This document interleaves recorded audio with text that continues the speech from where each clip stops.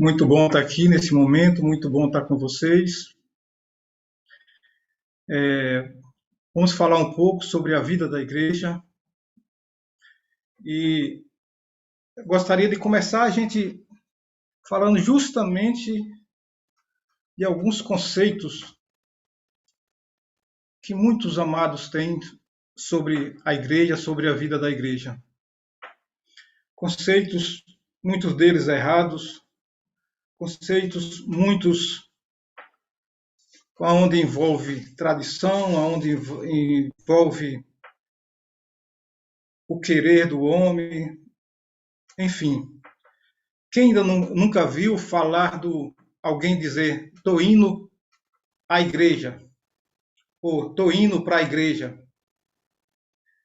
E muitas das vezes, quando nós estamos proclamando, que encontramos um contato, a primeira coisa que ele faz é perguntar: qual é a tua igreja? E muitas das vezes, irmãos amados e queridos, eles estão presos a um rótulo, estão presos a uma placa, muitas das vezes preso a uma logomarca ou até mesmo uma razão social. E eu penso que Jesus, no início, quando ele pensou lá na frente, na sua igreja, ele já começa a falar algumas coisas e trazer algumas coisas aclarando para aquela turma que ele já vinha falando. E em Mateus 16, do 13 ao 18, ele começa a falar algo que traz uma luz sobre aquilo que ele já queria que fosse como igreja. Mateus 16, do versículo 13 em diante, diz assim: Indo Jesus para o lado da Cesareia de Filipe, perguntou aos seus discípulos: Quem diz o povo ser o filho do homem? E eles responderam: Uns dizem João Batista, outros Elias, outros Jeremias e outros alguns profetas. Jesus vira para aquela turma e diz: Mas vós, continuou ele, que dizeis que eu sou? Respondendo Simão Pedro, disse: Tu és o Cristo, o Filho do Deus vivo.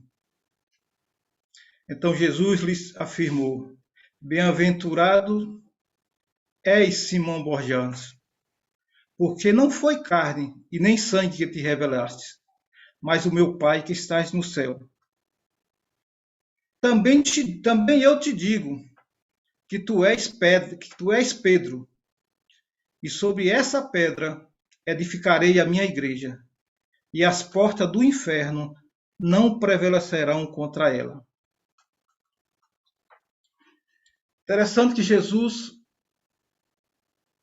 pensando já no que ia acontecer mais adiante, Jesus começa a inquirir os seus discípulos e lhes faz essa pergunta que diz: o que é que o povo pensa que és o Filho do Homem?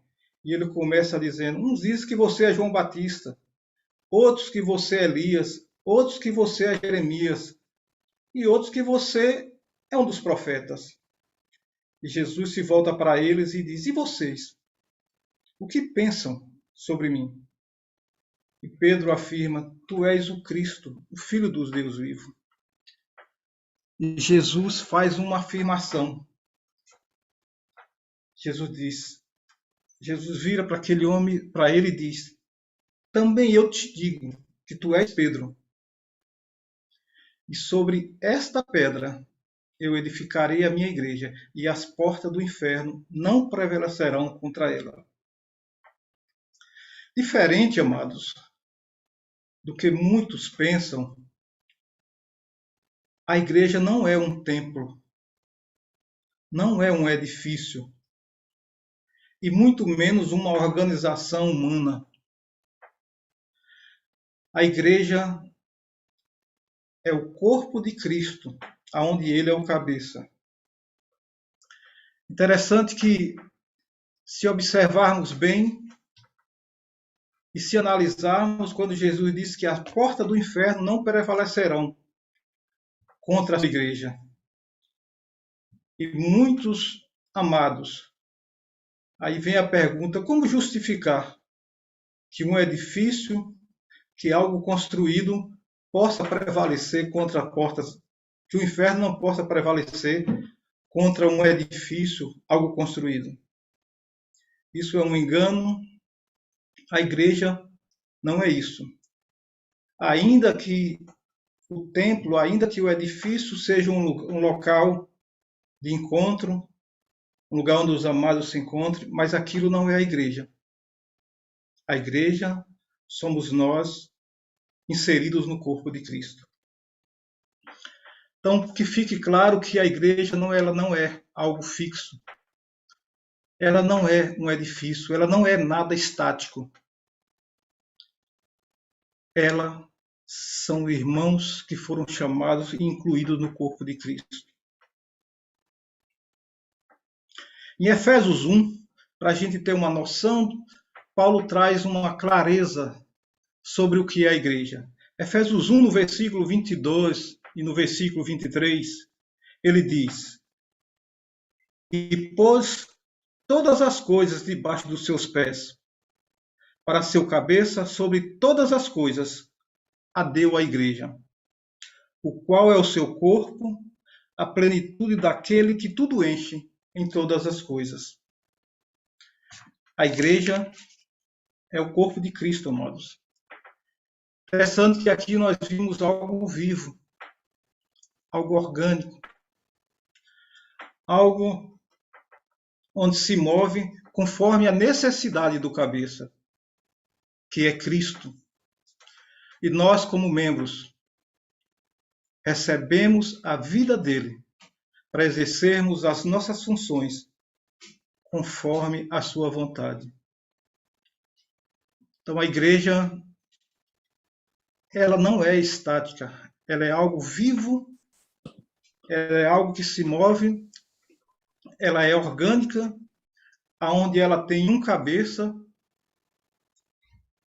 que exerce, onde ela tem um cabeça, onde nós como membros recebemos essa vida para exercermos a nossa função e a função conforme seja a sua vontade.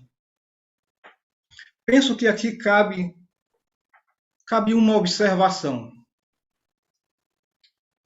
Muitas igrejas locais, muitos irmãos amados, de bom coração, de coração no Senhor, mesmo assim eles têm alguma dificuldade, porque para eles, irmãos e igreja são aqueles que comungam com eles, que se reúnem com eles, que são batizados no meio deles, que parte o pão com eles e que foram batizados entre eles. Para eles, isso é a igreja, mas a Bíblia não diz isso. A Bíblia não fala desta maneira. Todos nós, todo aquele que crer no Senhor, foi batizado, foi inserido e foi colocado num corpo, que é Jesus. Logo, todos nós somos membros desse corpo. Interessante que em 1 Coríntios 12, no 12, no versículo 3, diz: Porque assim como o corpo é um e tem muitos membros, e todos os membros, sendo muitos, constituem um só corpo, assim também com respeito a Cristo. No versículo 13 diz: Pois em um só Espírito todos nós fomos batizados, em um só corpo, quer judeu, quer grego, quer escravo, quer livre, todos foram dados a receber, todos foram dados a beber de um só Espírito. E demanda que a igreja do Senhor, que todos nós fazemos parte de um corpo onde ele é o cabeça. Interessante que Jesus, antes de revelar a sua igreja, ele fez duas observações. Jesus, pensando lá na frente no que ia acontecer, no nascer da sua igreja, ele fez algumas observações. E dessas observações, uma delas foi referente àquela turma que o procurou. Uma turma de religiosos, fariseus, que os procuraram, mesmo sabendo da obra tremenda e grandiosa que Jesus estava fazendo. Eles o buscaram e lhe fizeram um pedido, onde ele disse: Senhor, já que isso é verdade, nos dá um sinal do céu, nos mostra um sinal do céu. E Jesus, olhando para seus discípulos, disse: olha, o único sinal que essa turma pode receber é o sinal de Jonas, aonde ele foi engolido pelo grande peixe e no terceiro dia lançado fora. Interessante que Jesus fez uma analogia daquilo que ia acontecer futuramente, quando ele foi morto e no terceiro dia ele ressurge.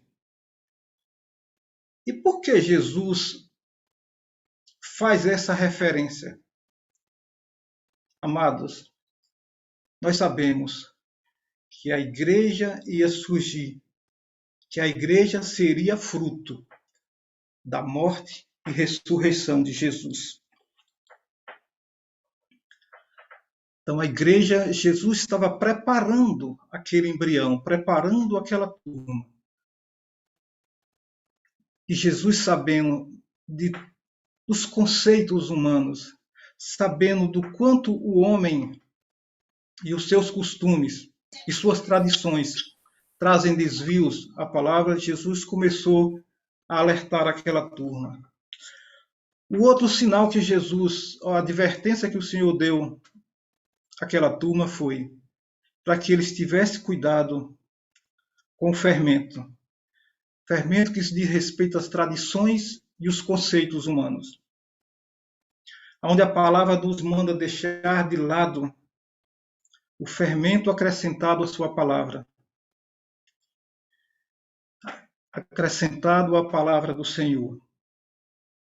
Hoje nós podemos associar isso, trazendo isso para a igreja, aos templos, ao edifício,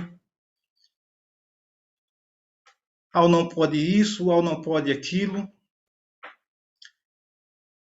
E Jesus, pensando em tudo isso, Jesus diz que é para se afastar das tradições, se afastar dos conceitos humanos. A palavra do Senhor em 1 Coríntios 5,7 diz: lançai fora o velho fermento, para que sejais nova massa, como sois de fato, sem fermento. Pois também Cristo, nosso Cordeiro Pascual, foi imolado. Porque Jesus teve esse cuidado? Porque Jesus teve todo esse cuidado com a sua igreja e alertando aquela turma? Porque a igreja do Senhor, que no futuro ela ia nascer,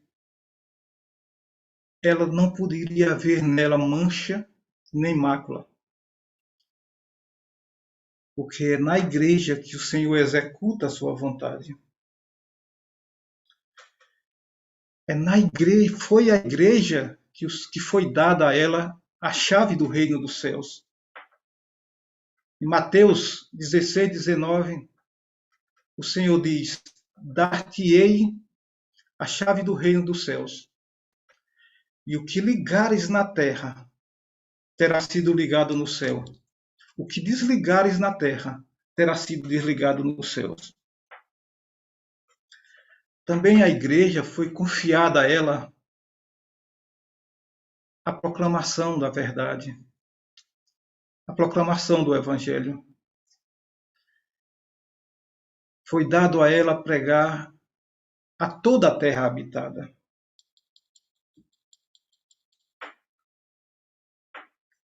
Queridos, interessante que, se observarmos a harmonia e a vontade de Jesus ao Pai, como ela se deu e como ele foi obediente. Porque essas verdades e esse nascer já estava no coração do Pai desde lá atrás. Quando o Pai traz ao profeta Joel, do versículo 2, Joel 2, do 28 ao 29, Joel profetiza dizendo: e acontecerá depois desses dias, que derramarei do meu espírito sobre toda a carne. Os vossos filhos e as vossas filhas profetizarão. Os vossos velhos terão sonhos, e os vossos jovens terão visões.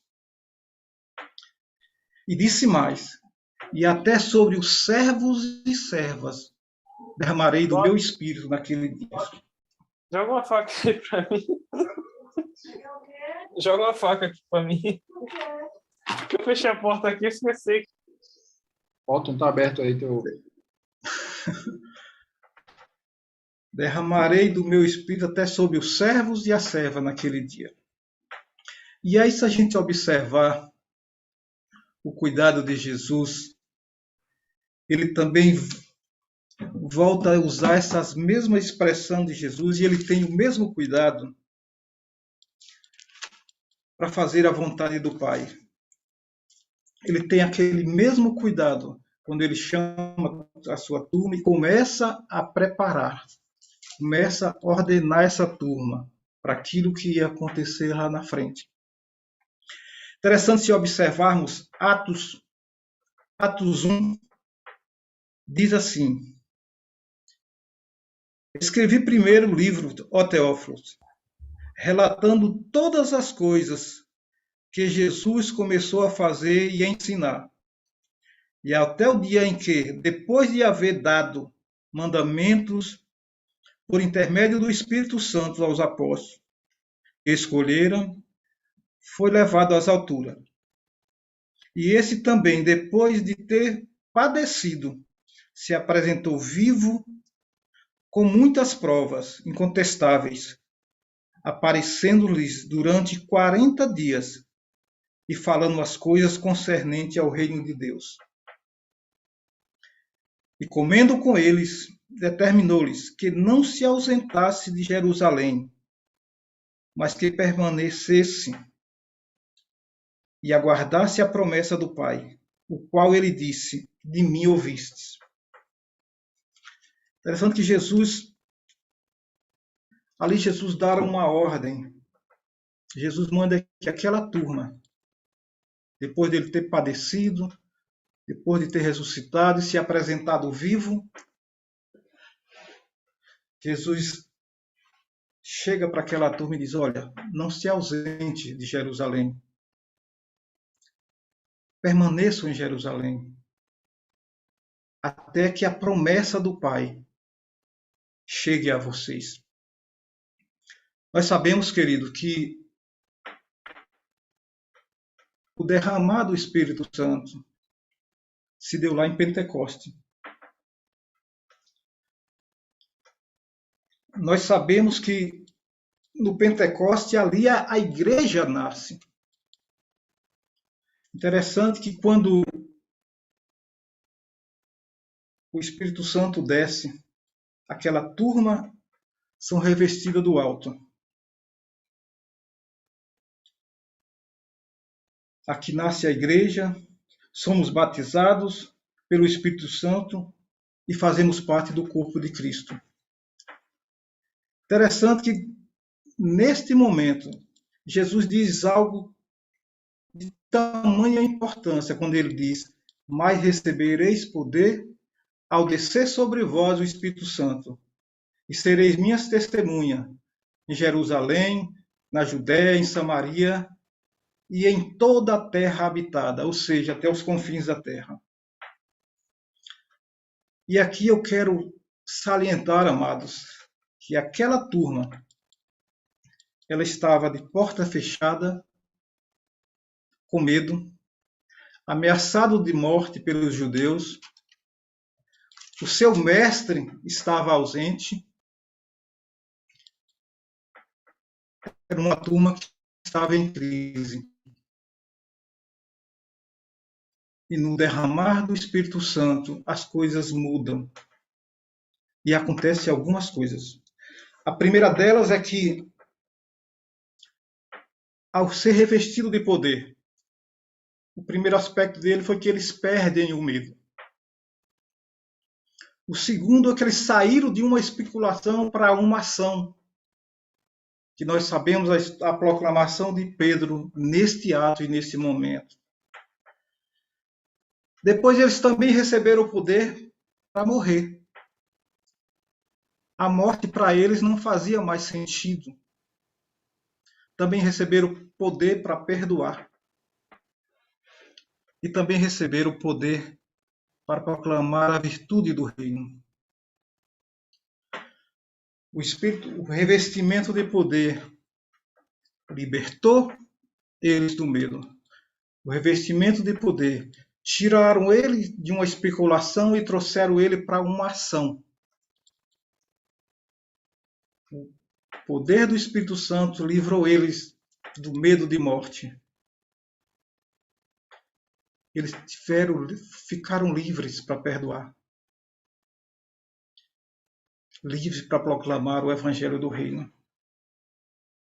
E eu quero destacar aqui 3 pontos importantes sobre essa turma. E o primeiro deles é a unidade entre eles.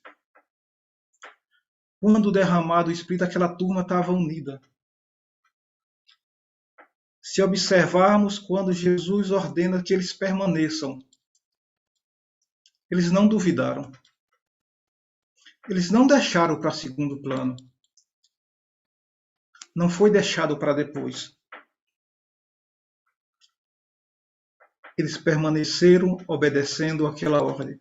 Eles obedeceram o esperar. Uma outra palavrinha que eu acho interessante foi que havia neles perseverança. Palavrinha que eu penso que precisa hoje ser restaurada na igreja.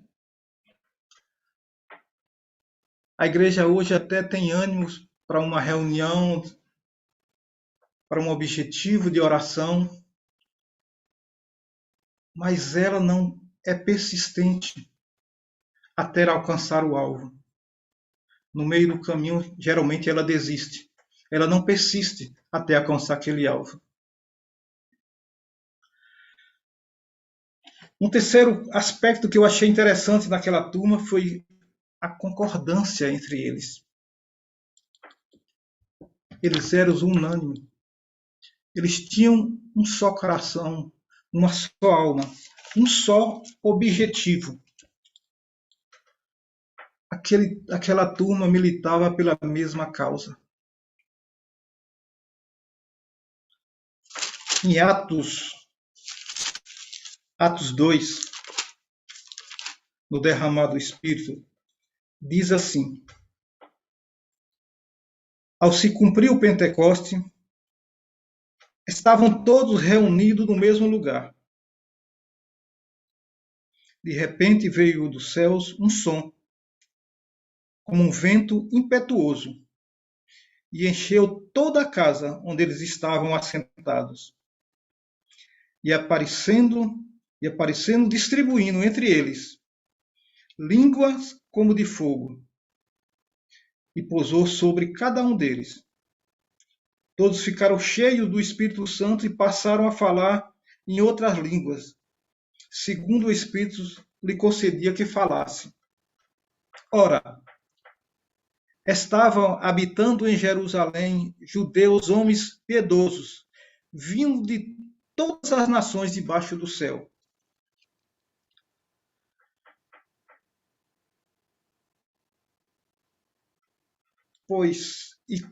pois, se fez ouvir pela voz afluída da multidão, que se puseram perplexa, porquanto cada um ouvia falar em sua própria língua.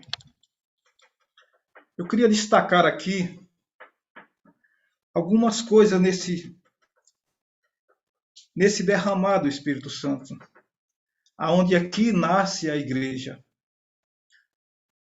aonde aqui o Espírito Santo vem. Primeiro, ele veio como um vento impetuoso.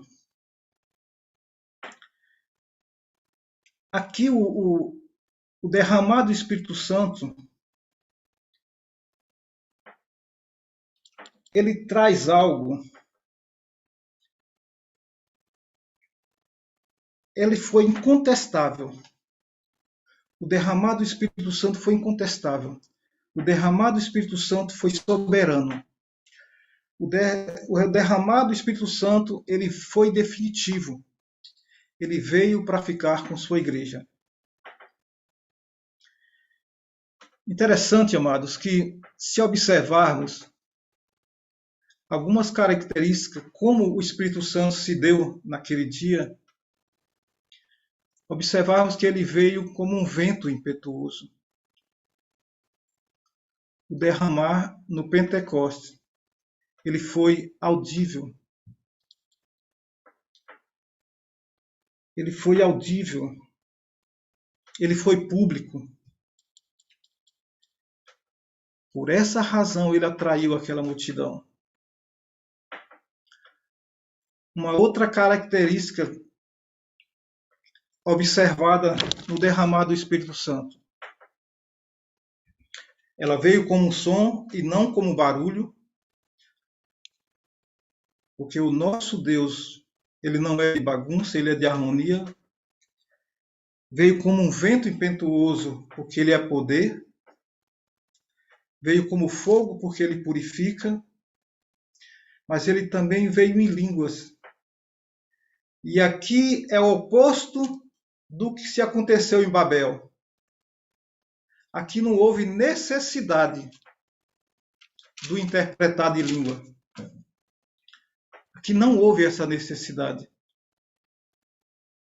Pois todos ouviam na sua língua materna.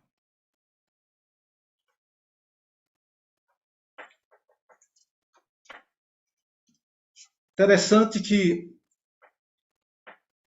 Jesus, quando prepara essa turma, nós temos que observar que aquela turma já estava separada, que aquela turma já estava escolhida, mas lhe faltava algo tão importante: o poder do alto, o revestimento do alto. Isso lhes faltava. O próprio Jesus diz algumas vezes a eles, em João 13:10, Jesus diz que vocês já estão limpos pela palavra. Em João 15:3, Jesus diz que a palavra já os lavou. Não havia mais necessidade. Paulo também se refere em Romanos 8:9, quando ele diz: se alguém não tem o Espírito de Cristo, esse tal não é dele.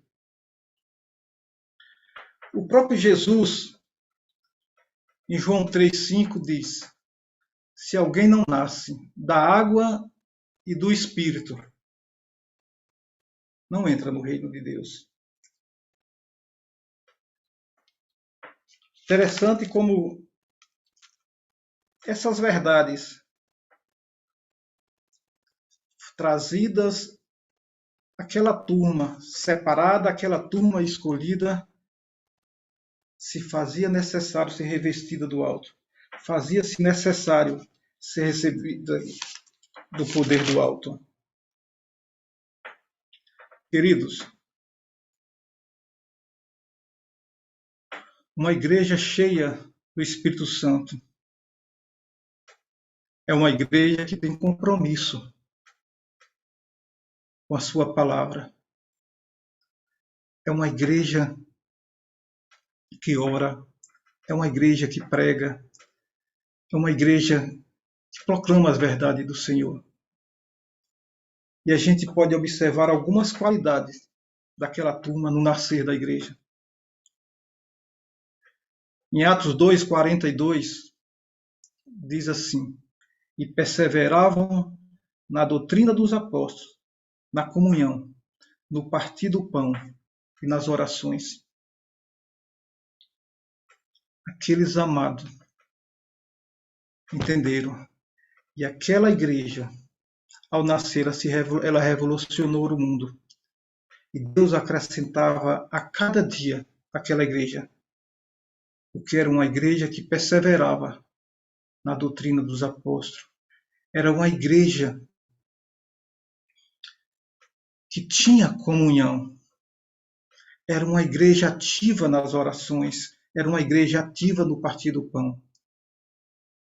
E nesse caminhar de proclamar, Deus ia acrescentando a cada dia a essa igreja.